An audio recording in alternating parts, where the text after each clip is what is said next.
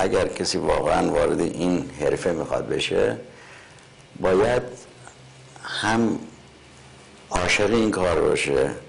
هم به قول خودمون، به قول خودم که همیشه به بچه‌ها میگم وجود این کار رو داشته باشه، چون بدلکاری یه کاری نیست که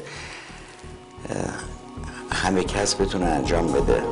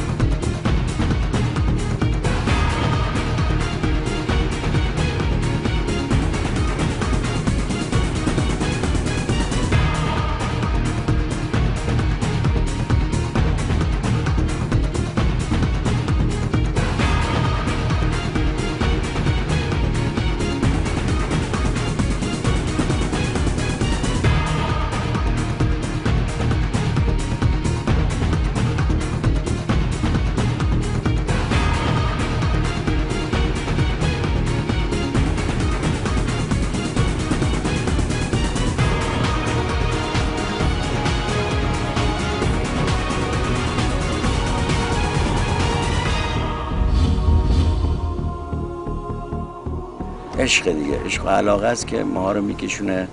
سر این صحنه‌های بدلکاری با کمترین امکانات و کار رو انجام میدیم و با توجه به این نیروی بالقوه‌ای که از نظر بدلکاری ما تو ایران داریم، انشالله که بتونیم امکاناتش هم فراهم بکنیم، یه کارهای بزرگ و بزرگتر در آینده توسط خود این بچه‌ها انجام بدیم.